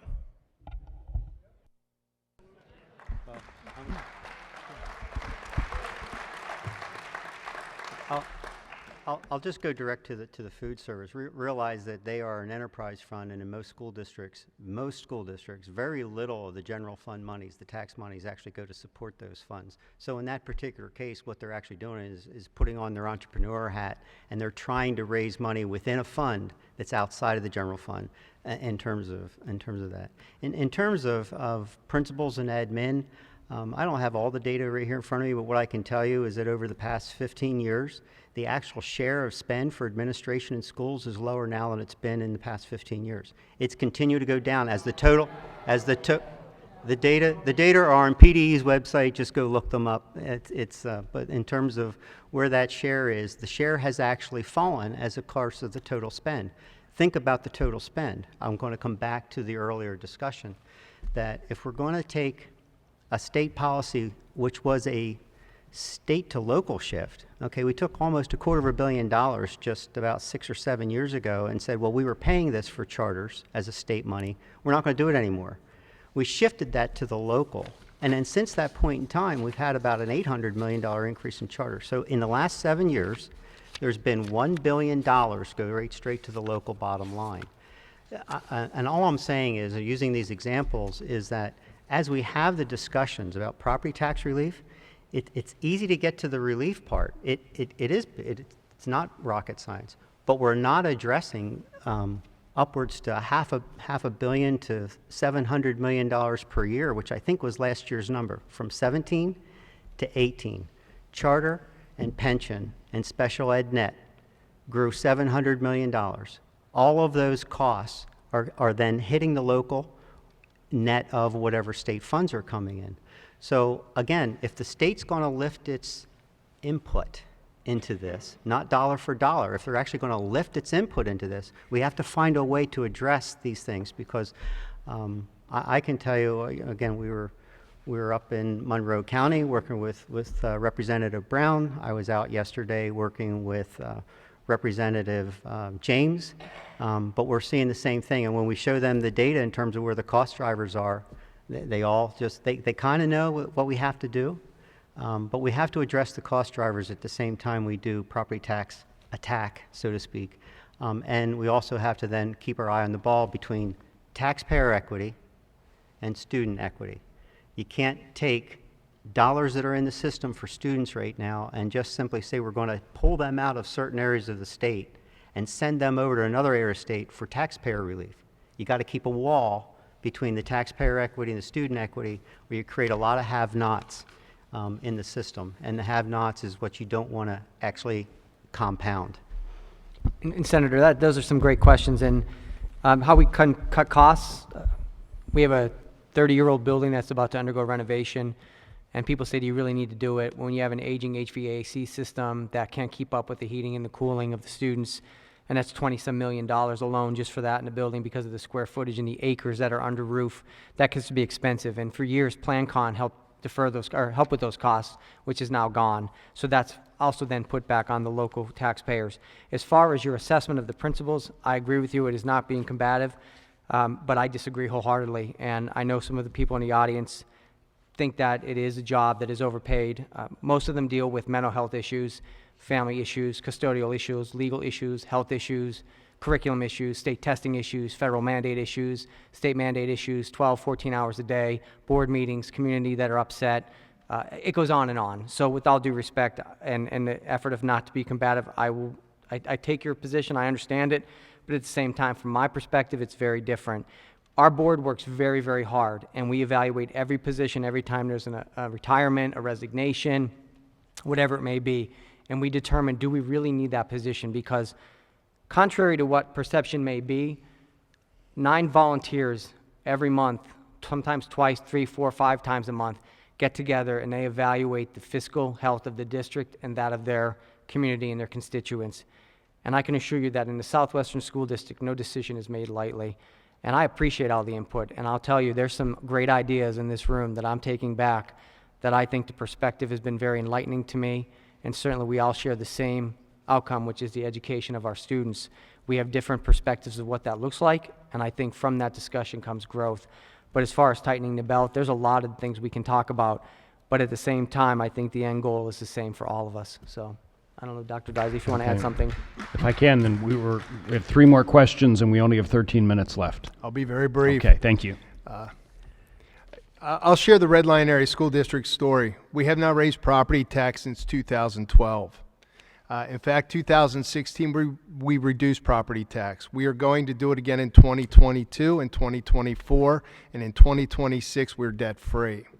The problem with that is when you ask our constituents, you can't find 3 people who know that, because their tax bill hasn't decreased because of all the other ancillary bills that come in there. So I promise you, you won't find 3 people outside of my household in the Red Line Area School District who know what we've been able to do. So looking at the relative wealth of our constituents, they're not growing as quickly as the rest of the Commonwealth. So it is property tax. It is also other taxes and other, as the senator pointed out, other mandates that drive our costs. So I do believe your facts are accurate, but statistics and averages are statistics and averages, and I think you have some school districts here in this county who are working very, very hard to defy those statistics. Thank you. Thank you. We have Representative Ryan, followed by Senator Covello, followed by Representative Kiefer. Again, Senators, thank you very much for doing this. If I could just make a couple of comments, and not talking about any one particular bill, but I remember my first client. My first client was unable to pay her mortgage. She was unable to take care of some expenses. She had 5 children. The youngest was 3 months old, 4 months old, and then she had a 3.5-year-old. And about 8 years later, after that death in the family was unable to keep be able to try to keep the home and work diligently and try to do it. And that launched my career in keeping companies out of bankruptcy. That was my mom. And I started that, and I decided to do that as an entire career. And Dr. Strom asked the question about why I wear a Marine Corps hat and why I do it. And there's a real reason. It's because my head's cold.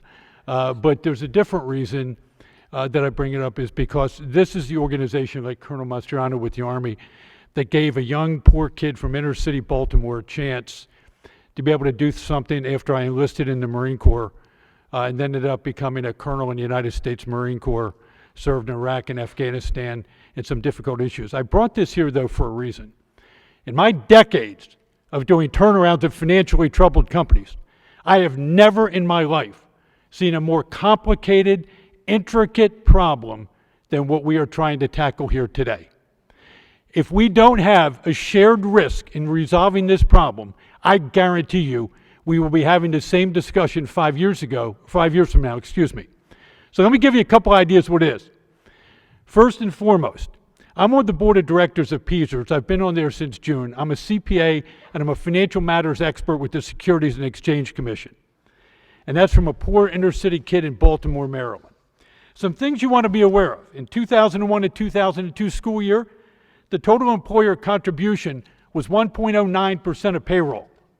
In the school year 2019-2020, it's 34.29%. Let me say that again. 34% of every payroll dollar goes to take care of pension-related costs, of which about 75% are from prior service costs. I made a comment to Senator Argyle, who's been a dear friend for decades.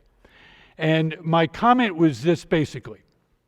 Decisions that were made well before anyone was in this chamber, the legislature, or the Senate, decisions were made that we are paying for today. We can either put our head in the sand or not do anything about it, and it will collapse. And that's why I want to bring it up. Dr. Strom, you made a comment that it's going up to 36.3%. That's assuming we have no recession. If we have a recession, you're looking at 45% of your payroll. I do bankruptcy for a living. The Commonwealth of Pennsylvania is very close to not being able to be pulled out of the brink of bankruptcy. I would never design a bill like I have had to design if I thought there was a remote possibility we could save this Commonwealth. Dr. Strom, the comment I want to bring up to you, and with all that is background material that I want to ask, I met with your representatives. I met with AARP, I met with PSEA, I met with realtors, I met with approximately 150. Sam, you were willing to talk to me. One of the comments that was said is that revenue equals expense. And one of my major concerns is that's the problem with government. Revenue doesn't equal expense because my revenue changes, their revenue changes, and I guarantee you their revenue changes. If I can't make my bill payments, I cut my spending.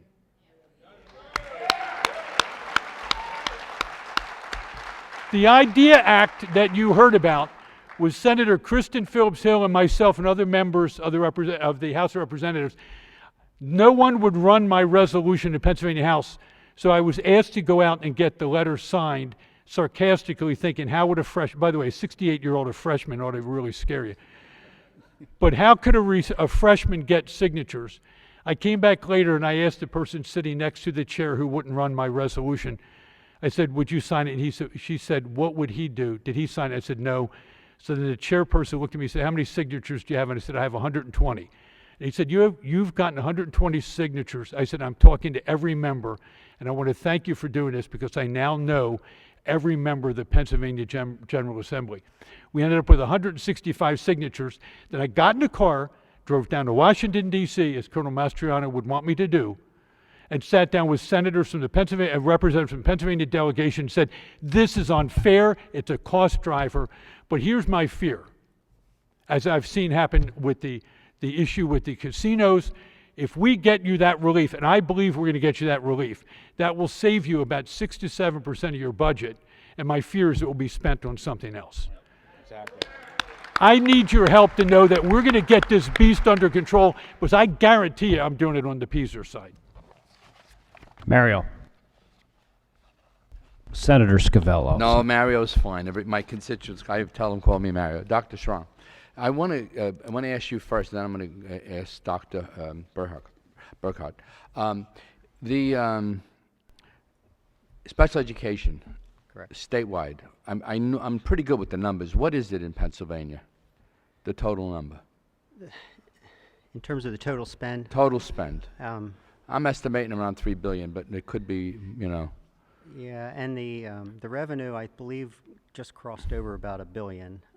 In terms of, we actually have some state data, and I would be glad to forward that to the chair, and you can share that with everybody. What we have is the last 5 or 6 years, and that was actually that was a part of a research project that we did, and basically what it shows is where we started about 7 or 8 years ago. The state was helping to fund about 30% of what we call the 1,200 categories. So I'm into PDE terminology now. I'm getting a few nodded heads. He's gonna push the button on me. Well, all I want to do is just get to the point and just simply say that the share is falling. So even though costs grew by $1.5 billion, the state, I think, put in about an additional $80 million over that $1.5 billion. So it was a net over $1 billion just in the last 7 years on special ed. We had a net of over $1 billion just on charter school in the last 7 years. Yeah. All those dollars are heading to the local. So that's the issue we're dealing with. You know, what I'm going at, Mr. Burkhardt, is that, you know, when Congress has a way of giving away something, right, it's not like the states have to fund and we have to have the dollars for it. Right. You know, like they passed the $15 an hour minimum wage.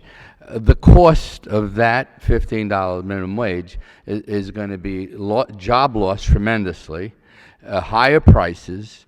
And so, you know, they'll just pass it and it looks great on paper and it ponded to their base.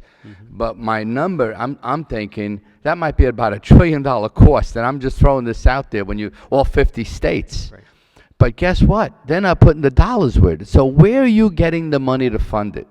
And that's the problem with DC. They're giving us $1 billion, was it about $2-3 billion in Pennsylvania? I think it's about in that area, minimum number, like a 1% number. And yet you got all the mandates. So when you figure out all the mandates, guess what? It's costing you more money than what they're giving you. So I just want you to know that it looks great. It's a great, we're going to fund this. But they're not paying. They're not putting the money there. Where is it coming? What are we going to cut to make that happen? And that, I bet you, is not in that bill. I would agree.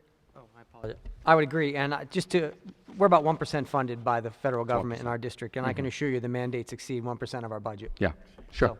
Yeah, at a previous meeting many years ago, I think I was still in the House in northern Berks County, I had a Pennsylvania Dutch farmer point out to me that, property tax, income tax, sales tax, in his mind, it didn't matter. If we didn't control the spending, we were never going to get to the answer. Representative Kiefer.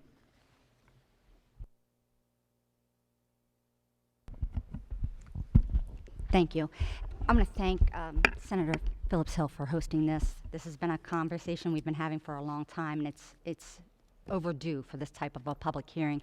And thank you, Senator Argo, for leading the charge with our work group. I think we're making some headway. I mean, the biggest point that we really need to make when we're communicating is this is a tax shift. So if it's an elimination plan, whatever the plan is, it is a tax shift. We still have to come up with those dollars. So some of the plans that are out there that are a dollar for dollar giving back to the communities gives me pause, because we're where we're at in York County and some of the other counties because we get a different share than the rest of the state. We do not get our fair share of money back from the Commonwealth, so the taxpayers pick that up on their property tax. It's a very regressive tax. We all know that. I don't have to go back over that again. But there's also the burden on the economy. So when we talk about that, Pennsylvania ranks 29th in the country for economic growth. 29th. So everybody is seeing we are doing as well as we are in spite of Pennsylvania's tax burden. And we have a heavy tax burdens on our businesses. And people like to think, oh, these big businesses, they can afford it. Let's just give it to the homeowners. It all trickles down. So when you're talking about your workforce, when you're talking about expansion, when you're talking about there's a housing shortage, these property taxes play a role on it, and it's a compounded effect on our economy. We have to address this comprehensively. The last thing I will say, I'll vote for almost anything for the sake of progress. We've got to do something. We can't afford to do nothing any longer. I'm with Senator Covello on that.